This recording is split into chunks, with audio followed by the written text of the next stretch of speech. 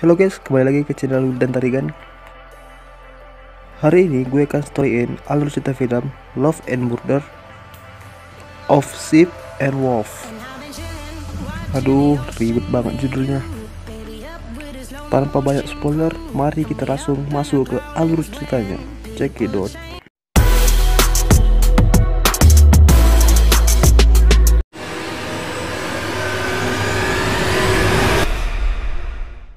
Scan dibuka dengan seorang pemuda bernama Kurosu, di mana dia adalah seorang pengangguran yang sudah tidak punya alasan untuk hidup lagi karena hidupnya sudah kacau. Karena itu, dia pun memutuskan untuk menggantung dirinya sendiri atau istilahnya bunuh diri. Tapi sayangnya, keinginan untuk Kurosu bunuh diri gagal karena dindingnya itu tidak sanggup untuk menahan beban Kurosu. Alhasil, Kurosu pun terjatuh. Alhasil, dinding tempat Kurosu bunuh diri itu membuat lubang sehingga membuat Kurosu penasaran dengan lubang tersebut. Dan saat Kurosu melihat lubang tersebut, dia sangat kaget bahwa ternyata ada seorang wanita cantik yang ternyata tinggal di samping rumahnya. Dan tentu saja membuat Kurosu jatuh cinta pada pandangan pertama.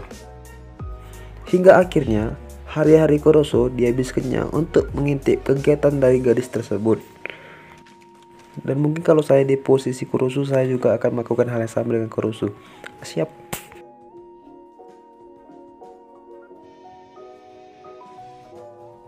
Hingga akhirnya saat asik mengintip, Kurosu pun heran, kok gadis itu hilang. Dia pun mengeceknya keluar rumah. Saat asik mengecek, Kurosu pun dikagetkan dengan seorang wanita yang berasal dari bawah. Dan tampaknya wanita itu sedang mencari keberadaan abangnya. Tapi karena abangnya tidak berada di kosannya, akhirnya dia pun meninggalkan makanannya di depan kos abangnya. Dan makanan itu pun langsung diembat oleh Kurosu. Saat asik makan, tiba-tiba wanita yang sering diintip Kurosu menyapa Kurosu dari atas. Dan tentu saja Kurosu pun panik. Lalu wanita itu pun memperkenalkan dirinya. Dan wanita itu bernama Miyachi. Dia pun mengajak Kurosu untuk makan di tempatnya. Tentu saja Kurosu langsung mengiyakannya, soalnya dia kan kelaparan. Dan saat asik makan, ternyata wanita itu atau Miyachi sangatlah ahli dalam memasak. Dan terlihat wanita itu benar-benar sangat baik kepada Kurosu. Dan ya, tentu saja membuat Kurosu sangat senang. Setelah kembali ke rumah, Kurosu pun melanjutkan kegiatannya mengintip Miyachi. Dia pun sering numpang makan di rumah Miyachi. Dan kegiatan Kurosu pun selalu mengintip Miyachi dan numpang makan di rumah Miyachi. Beruntung kali kok Kurosu. Hingga akhirnya karena sering numpang makan bersama Miyachi, Kurosu pun merasa tidak enak dengan Miyachi. Akhirnya Kurosu pun berkata kepada Miyachi bahwa dia tidak ingin kelak. Miyachi berpikir bahwa Kurosu hanyalah pengganggu yang tiap hari numpang makan. Namun Miyachi malah tersenyum dan mengatakan kalau kita terhubung dengan indah, bukankah itu bagus? Karena perkataan Miyachi itu, akhirnya Kurosu pun tidak ingin lagi mengintip Miyachi. Namun tiba-tiba Kurosu dibuat penasaran karena tiba-tiba Miyachi datang ke rumahnya bersama orang. Dia pun mengintipnya.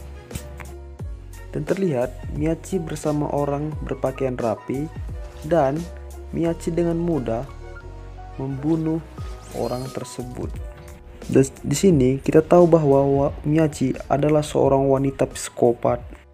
Kurosu pun shock dan mencoba untuk tidak percaya dengan apa yang dilihatnya dan menganggap itu adalah ilusi.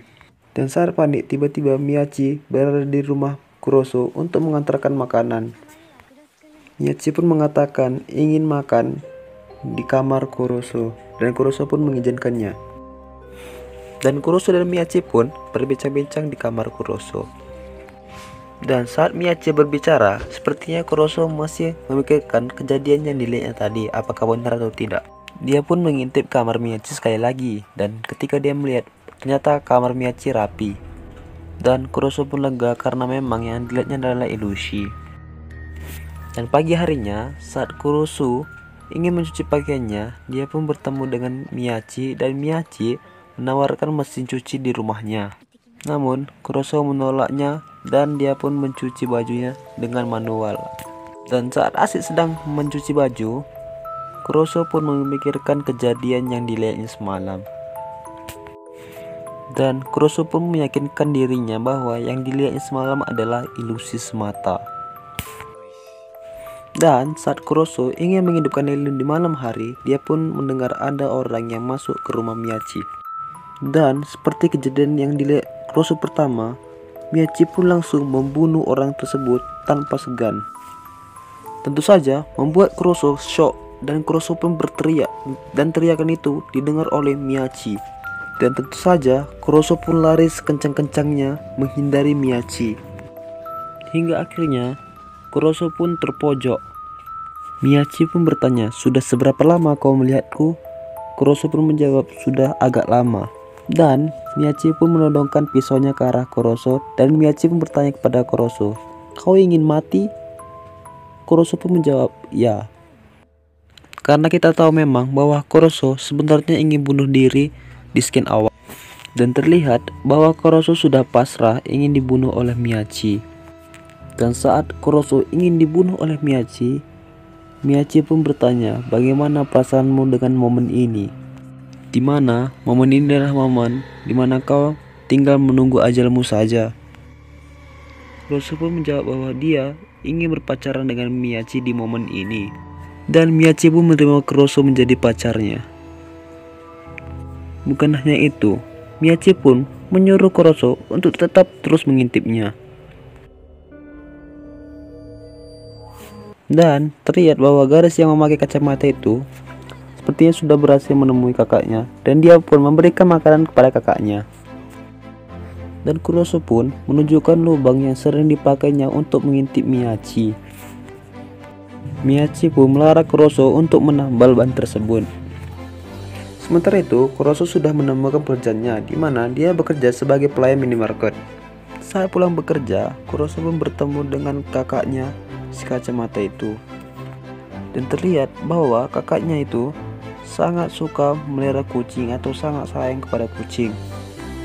Lalu, Kuroso pun menemui Miyachi dan membawakan es kiko kepada Miyachi. Dan sepertinya Miyachi terlihat tidak pernah memakan es kiko sebelumnya.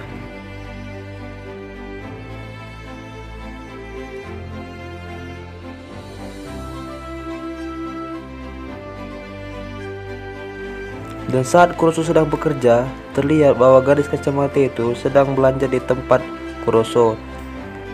Dan mereka pun berkenalan, di mana gadis yang berkacamata itu bernama Haruko. Dan Haruko berterima kasih karena telah menjaga kakaknya. Padahal kenal juga enggak sama kakak Haruko ini. Dan saat Kuroso kembali pulang ke rumah, dia pun berhasil membeli lampunya. Dan akhirnya rumah Kuroso pun sudah tidak gelap lagi. Kuroso pun kembali mengintip Miyachi, dan dia melihat bahwa ternyata kakak Haruko sedang disandra oleh Miyachi. Dan Miyachi menyuruh Kuroso untuk diam. Lantas Miyachi pun langsung membunuh kakak Haruko tanpa belas kasihan. Saat Kuroso mengintip lagi, dia pun melihat bahwa ada orang yang membersihkan mayat kakak Haruko. Kuroso pun langsung mendatangi rumah Miyachi karena penasaran dengan orang tersebut.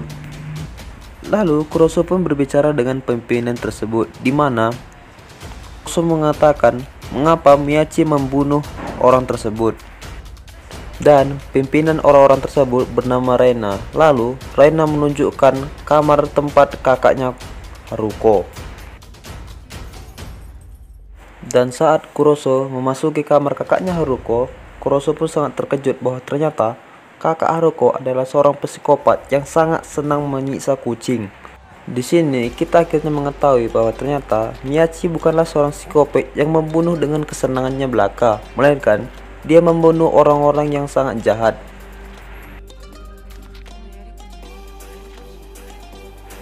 Keesokan harinya, Haruko datang dan menanyakan keberadaan kakaknya kepada Kuroso. Tentu saja, Kuroso tidak akan mengatakan kejadian sebenarnya kepada Haruko. Lalu, tiba-tiba Miyachi datang dari atas dan Kuroso pun langsung menyuruh Haruko untuk segera pergi. Lalu, saat makan, Kuroso mengatakan kepada Miyachi bahwa Rabu depan Haruko akan kembali datang untuk melihat kakaknya kembali. Dan dengan santai, Miyachi menjawab, "Tidak apa-apa."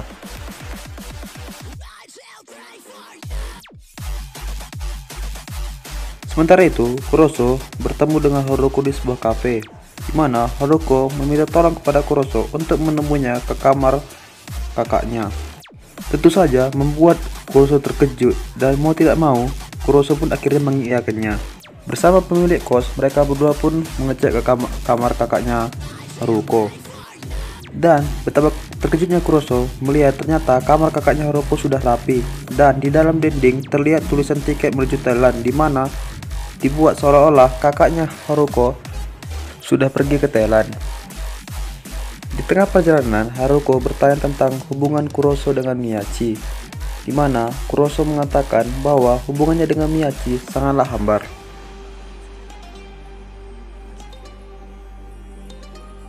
Saat perjalanan ke rumah, Kuroso memergoki Miyachi berjalan dengan orang lain dengan ada tato lebah lengannya.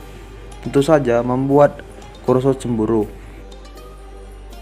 Saat mereka makan malam, Kuroso pun langsung menyinggung tentang hubungan Miyachi dengan lelaki yang dilihat tadi. Bukannya minta maaf, Miyachi pun balik menyinggung hubungan Kuroso dengan Haruko, dan akhirnya terjadilah pertengkaran kecil di antara mereka. Di tengah pertengkaran, Kuroso pun langsung memeluk Miyachi dari belakang, dan saat hendak mencium Miyachi pun langsung mengancam Kuroso dengan sumpit dan mengatakan, "Belum saatnya menciumku." Pantas Kuroso mengatakan kepada Haruko bahwa hubungannya hambar, ternyata memang beginilah. Lanjut. Sementara itu, di sebuah kafe terdapat perkumpulan dari sebuah anggota geng, yang dimana anggota geng itu didatangi oleh Miyachi. Dan Miyachi pernah membunuh salah satu dari anggota geng mereka di skin awal tadi.